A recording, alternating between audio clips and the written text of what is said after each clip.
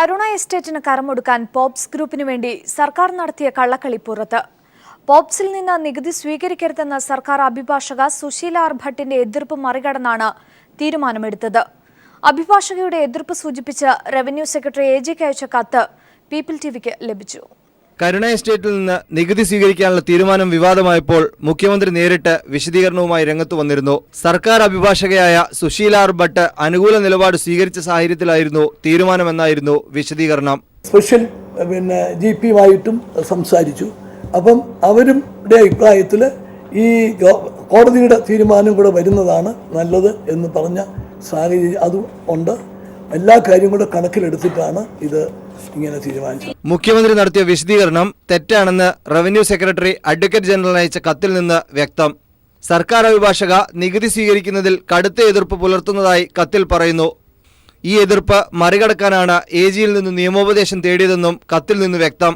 നികുതി സ്വീകരിക്കുന്നത് നിയമപരമായി തെറ്റാണെന്ന് റവന്യൂ വകുപ്പ് കരുതുന്നില്ല. അതുകൊണ്ട് അനുകൂല നിയമോപദേശം വേണമെന്നാണ് റവന്യൂ സെക്രട്ടറിയുടെ കത്തിൽ പറയുന്നത്.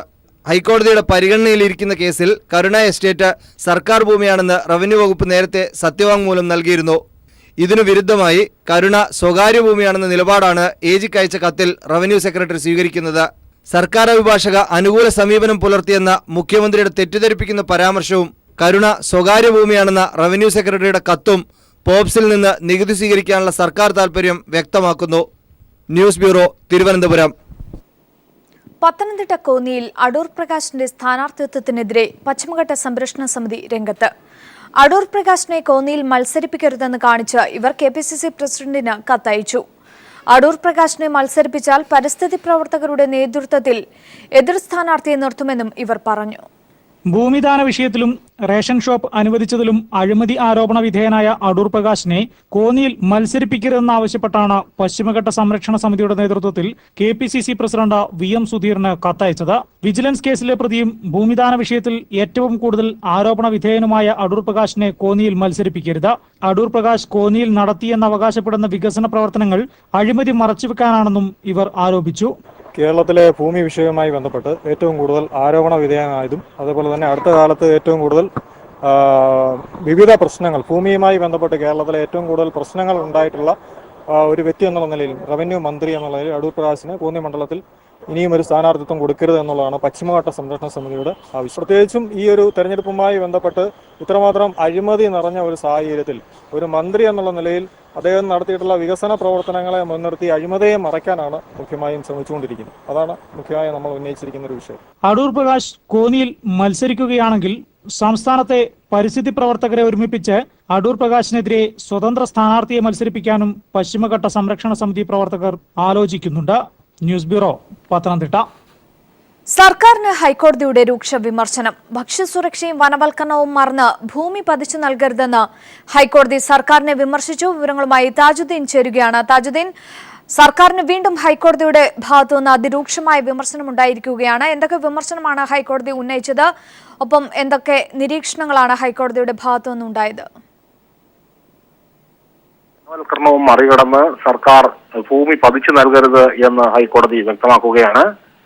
ഭൂമി പതിച്ചു നൽകുന്ന നയം രൂപീകരിക്കുമ്പോൾ സംസ്ഥാനത്ത് വനവൽക്കരണവും ഭക്ഷ്യ സുരക്ഷയും കണക്കിലെടുക്കാതെ ഇത്തരമൊരു നയരൂപീകരണം ഉണ്ടാവരുത് എന്ന് ജസ്റ്റിസ് A. മുഹമ്മദ് മുസ്താഖാണ് സർക്കാരിന് താക്കീത് നൽകിയത്. കാർഷിക ഭൂമിയിൽ ഖനനം നടത്തുന്നതിന് അനുമതി നൽകിക്കൊണ്ട് ജില്ലാ കളക്ടർമാർക്ക് നൽകിയ ഉത്തരവ് റദ്ദാക്കിക്കൊണ്ടാണ് കോടതി ഈ കടുത്ത പരാമർശങ്ങൾ നടത്തിയത്. കാർഷിക ആവശ്യങ്ങൾക്കായി ഭൂമി പതിച്ചു നൽകുകയും പിന്നീട് ഈ ഭൂമിയിൽ കരിങ്കൽ ഖനനം ഉൾപ്പെടെയുള്ള നടപടികൾ ചെയ്യുന്നതിന് സർക്കാർ അനുമതി നൽകുകയും ചെയ്തുകൊണ്ടുള്ള ഉത്തരവാണ് കോടതിയുടെ മുന്നിൽ പരിഗണനയ്ക്ക് വന്നത്. എന്നാൽ ഇത്തരം ഒരു അനുമതി നൽകാൻ സർക്കാരിന് അവകാശമുണ്ടെങ്കിലും ജില്ലാ കളക്ടർക്ക് ഇതിനുള്ള അധികാരം നൽകിക്കൊണ്ടുള്ള നടപടി നിയമവിരുദ്ധമാണ് എന്ന് കണ്ടെത്തിയാണ് കടുത്ത വിമർശനം കോടതി ഉന്നയിച്ചത്. ഭൂമി പതിച്ചു നൽകുമ്പോൾ സംസ്ഥാന സർക്കാരിന് കൃത്യമായ നയമുണ്ടാവണമെന്ന് കോടതി ചൂണ്ടിക്കാട്ടി.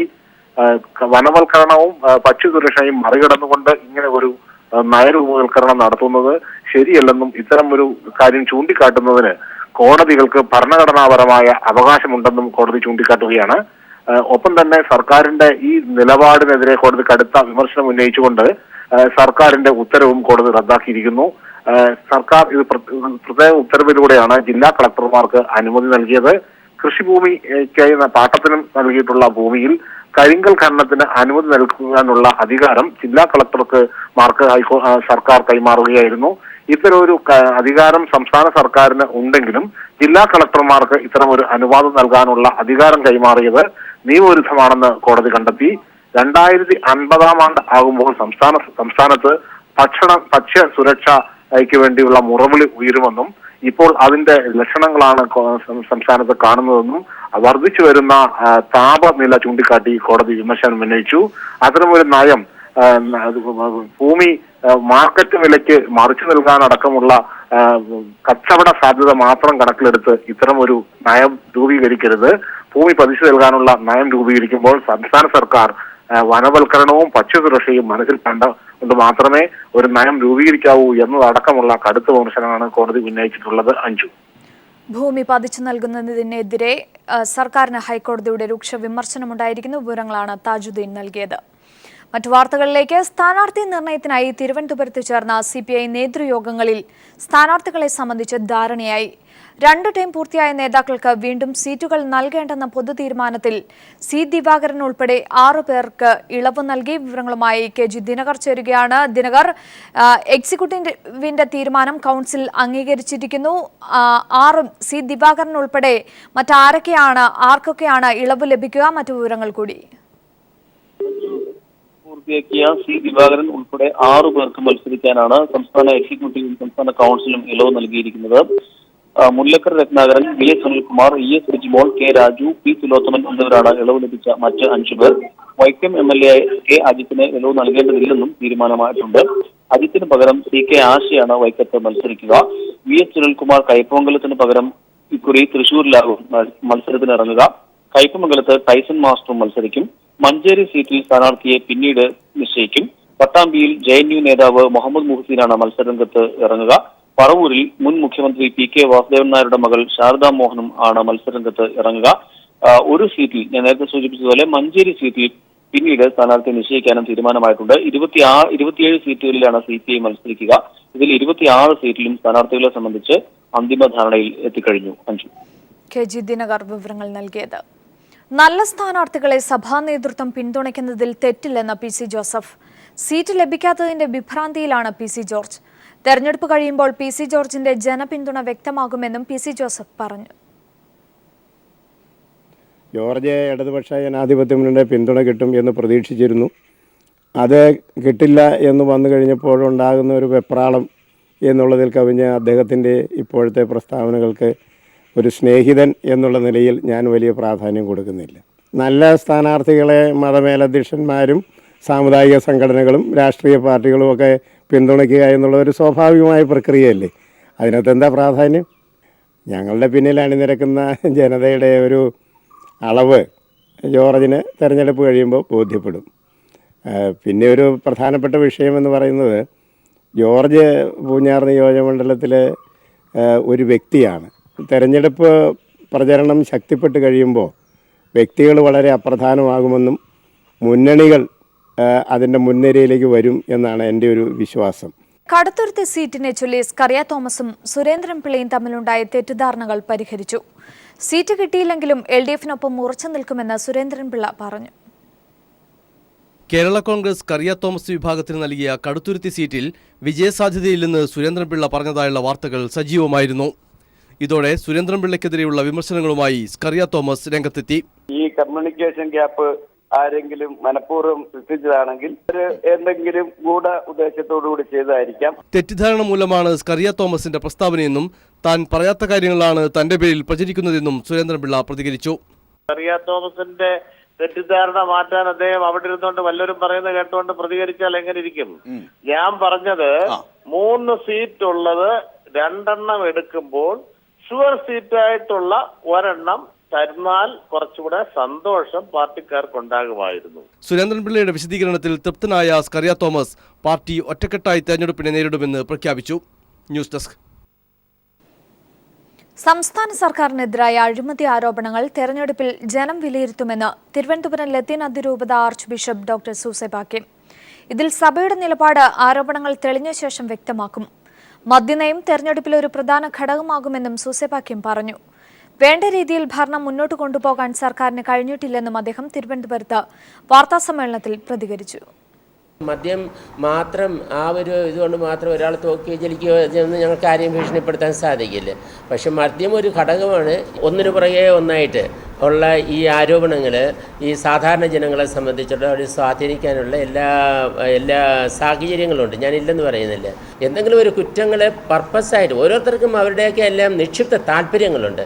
ആ താല്പര്യങ്ങൾ വെച്ചുകൊണ്ട് മറ്റുള്ളവരെ കരുവാക്കാനായിട്ട് ചെയ്യുന്ന കാര്യങ്ങളെല്ലാം ഞങ്ങൾക്ക് സപ്പോർട്ട് ചെയ്യാൻ പറ്റില്ല. അതുകൊണ്ട് ഞങ്ങൾ നീതിന്യായ കോടതിയും അതിൻ്റെ വിധിക്കുന്ന സംവിധാനങ്ങളുമുണ്ട്. ആ സംവിധാനങ്ങൾ പറയുന്ന അനുസരിച്ച് ഞങ്ങൾ പോകും. തീർച്ചയായിട്ടും തെറ്റാണെന്ന് തന്നെ ഞങ്ങളെപ്പോഴും പറയും. അഫ്സൽ ഗുരുവിന്റെ വധശിക്ഷയെ വിമർശിച്ച ജെഎൻയു വിദ്യാർത്ഥികൾക്ക് പിന്തുണയുമായി ദേശീയ മനുഷ്യാവകാശ കമ്മീഷൻ അംഗം ജസ്റ്റിസ് സിറിയക് ജോസഫ്. കോടതി വിധിയെ വിമർശിക്കുന്നത് ദേശവിരുദ്ധമാകില്ല. ഇക്കാര്യം നിയമജ്ഞർക്ക് പറയാമെങ്കിൽ വിദ്യാർത്ഥികൾക്കും പറയാമെന്നും അദ്ദേഹം പറഞ്ഞു. ദേശസ്നേഹം ഏതെങ്കിലും മതവിഭാഗത്തിന്റെ കുത്തകയല്ലെന്നും സിറിയക് ജോസഫ് പറഞ്ഞു. തിരുവനന്തപുരത്ത് കേരള ലോ അക്കാദമി സംഘടിപ്പിച്ച സെമിനാറിൽ സംസാരിക്കുകയായിരുന്നു ജസ്റ്റിസ് സിറിയക് ജോസഫ്. രാജ്യസ്നേഹം ഒരു മതത്തിന്റെയും കുത്തകയല്ലെന്നും ഭാരത് മാതാ കി ജയ് വിളിച്ചതുകൊണ്ടോ ദേശീയ പതാക കയ്യിലേന്തിയതുകൊണ്ടോ ആരും ദേശസ്നേഹികളാകില്ലെന്നും അദ്ദേഹം പറഞ്ഞു. പട്ടാള യൂണിഫോമോ വക്കീൽ കുപ്പായമോ ആരെയും രാജ്യസ്നേഹിയാക്കില്ലെന്നും സിറിയക് ജോസഫ് വ്യക്തമാക്കി. കണ്ണൂർ ധർമ്മടത്ത് പിണറായി വിജയന് വൻ സ്വീകരണം. തലശ്ശേരി റെയിൽവേ സ്റ്റേഷനിലെത്തിയ പിണറായിക്ക് ആവേശോജ്വലമായ സ്വീകരണമാണ് പ്രവർത്തകർ നൽകിയത്. ചീഫ് സെക്രട്ടറി പോലും വിമർശിച്ച ഭരണമാണ് സംസ്ഥാനത്ത് നിലനിൽക്കുന്നതെന്ന് പിണറായി വിജയൻ പറഞ്ഞു. തെരഞ്ഞെടുപ്പിൽ LDF വൻ മുന്നേറ്റമുണ്ടാക്കുമെന്നും അദ്ദേഹം കൂട്ടിച്ചേർത്തു. CPIM പോളിറ്റ് ബ്യൂറോ അംഗം പിണറായി വിജയന് പ്രൗഢഗംഭീരമായ വരവേൽപ്പാണ് ധർമ്മടം മണ്ഡലത്തിലെ പാർട്ടി പ്രവർത്തകരും നാട്ടുകാരും നൽകിയത്. പുലർച്ചെ മുതൽ പ്രിയ നേതാവിനെ സ്വീകരിക്കാൻ ചുവപ്പ് വളണ്ടിയർമാരും ഇടതുമുന്നണി പ്രവർത്തകരും നേതാക്കളും റെയിൽവേ സ്റ്റേഷനിലെത്തിയിരുന്നു. പാർട്ടി ഏൽപ്പിച്ച ഉത്തരവാദിത്തം ഏറ്റെടുക്കുന്നതായും തെരഞ്ഞെടുപ്പിൽ കേരളത്തിൽ വൻ മുന്നേറ്റം ഇടതുമുന്നണി നേടുമെന്നും ചീഫ് സെക്രട്ടറി പോലും അവസാനം വിമർശിക്കേണ്ടി വന്ന UDF ഭരണത്തെ ജനങ്ങൾ തൂത്തെറിയുമെന്നും വർഗീയതയെ നിലം തൊടാൻ കേരള ജനത അനുവദിക്കില്ലെന്നും പിണറായി വിജയൻ പറഞ്ഞു. ഇപ്പോൾ പാർട്ടി മത്സരിക്കാൻ പറഞ്ഞു, മത്സരിക്കുന്നു. അതിന് വേറെ പ്രത്യേകിച്ച് തോന്നേണ്ട കാര്യമൊന്നുമില്ല. കേരളത്തിൽ വലിയ മുന്നേറ്റമാണ് ഇടതുപക്ഷം ഉണ്ടാക്കാൻ പോകുന്നത്. മാത്രമല്ല നിലവിലുള്ള ഭരണത്തെക്കുറിച്ച് കടുത്ത അസംതൃപ്തി വ്യാപകമായി വന്നു കഴിഞ്ഞിട്ടുണ്ട്. ഭരണം വിട്ടൊഴിയാൻ പോകുന്ന ഘട്ടത്തിൽ സ്വീകരിക്കുന്ന നടപടികളെക്കുറിച്ച് ചീഫ് സെക്രട്ടറിക്ക് പോലും വിമർശനാത്മകമായി സംസാരിക്കേണ്ടി വന്ന ഒരു അതിശയകരമായ കാഴ്ചയും നമ്മൾ കണ്ടതാണ്. അതോടൊപ്പം പുതിയ ഇടം തേടാൻ നോക്കുന്ന വർഗീയതയെ കേരള മണ്ണിൽ ഇടം കൊടുക്കില്ല എന്ന വാശിയിലാണ് കേരളത്തിലെ ജനങ്ങൾ നിൽക്കുന്നത്. 5-ന് പ്രകടന പത്രിക അവതരിപ്പിക്കുമെന്നും പിണറായി പറഞ്ഞു. സീറ്റ് വിഭജന ചർച്ചയ്ക്ക് ശേഷം ആദ്യമായി സ്വന്തം മണ്ണിലെത്തുന്ന തങ്ങളുടെ ശക്തനായ നേതാവിന് വൻ സ്വീകരണമാണ് തലശ്ശേരിയിൽ ഒരുക്കിയത്. പിണറായി വിജയനെ വൻ ഭൂരിപക്ഷത്തിൽ വിജയിപ്പിക്കാനുള്ള ഒരുക്കത്തിലാണ് ഇടതുമുന്നണി നേതാക്കളും പ്രവർത്തകരും. News bureau, Kannur.